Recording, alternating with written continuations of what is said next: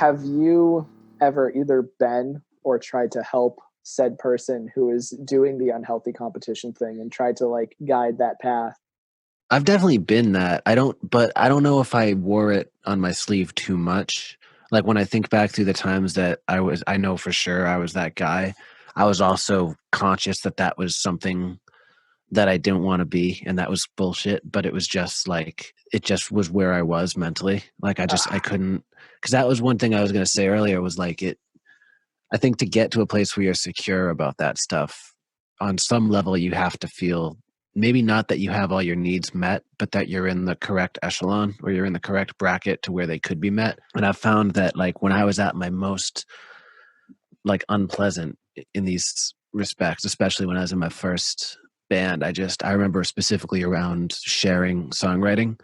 That was something I had a real hard time like letting go of a monopoly over, because that was like the one fucking thing in my life that I did and realized I could do. Like I could write like 5 songs on the dime just sitting down, and 3 of them would be worth playing at a show, 2 of them would be catchy, and then 1 of them I'd put on a record. And that was just something I never felt in anything else. Like I never felt it with sports, I never felt it with school. It was just like, oh God, this is my ticket. Like this is the thing that I can bring to the world.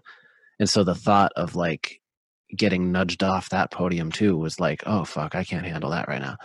So it was not until I kind of realized like my needs can be met. Like I can be writing songs, someone else can be writing songs. We're all doing the same fucking thing and it's fine. It's cool. And that makes a difference, because that's a much more productive feeling than feeling like you're miles and miles and miles below the lowest. So you could fight for your whole life just to get to the starting line. You know, that's a depressing feeling. So I think once that's diffused, that's when it starts to turn. Like you start to realize you have the capacity to make these things healthy.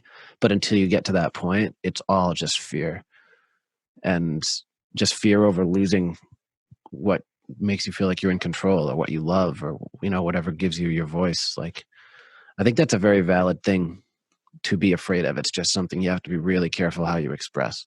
it helps to taste success for sure. I think that's like a big like it can help that turning point kind of occur a little bit more quickly than it might on its own.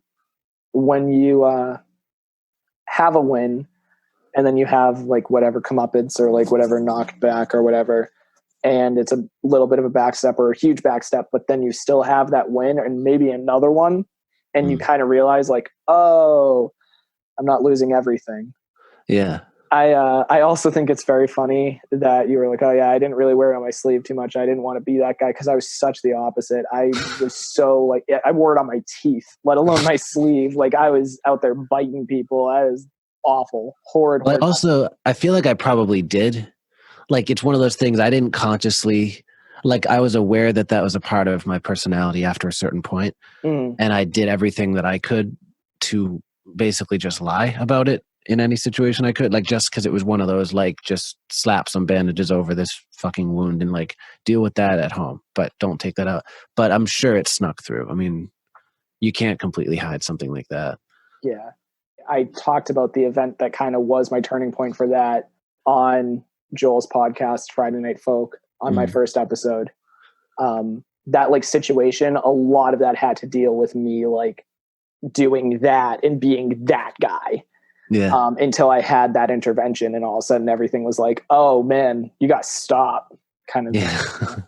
Well, it's weird too, because we're both like when we're both fronting a band or something, we're both the front man figure generally. Like we're the ones that are kind of doing that in a band. And I feel like when I was younger, I had this perception that I think kind of is part of the image. So it's almost like buying into your own myth on some level, but like that the front man is something else and then the band is the band.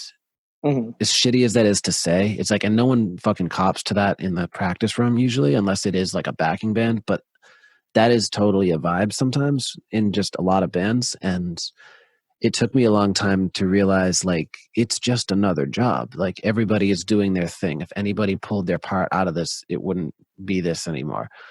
And it's like there's a lot of insecurity around that too sometimes. I think because of what it takes to like go up and be that guy. You have to either believe that you have the right to do that or make yourself believe that for 30 minutes in a bar. But either way, you've got to go up and do this thing that like no one should really think is right on every level, you know? Oh, for sure not. And the irony to all of that is we're both in bands that have rotating frontmen now.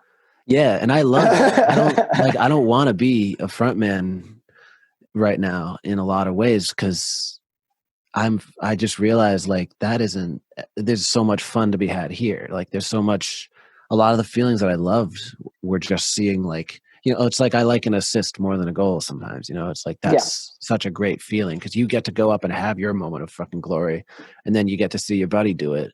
And then there's kind of that high five thing. And then it's just kiss a cool. little. Yeah, you know, it's tender.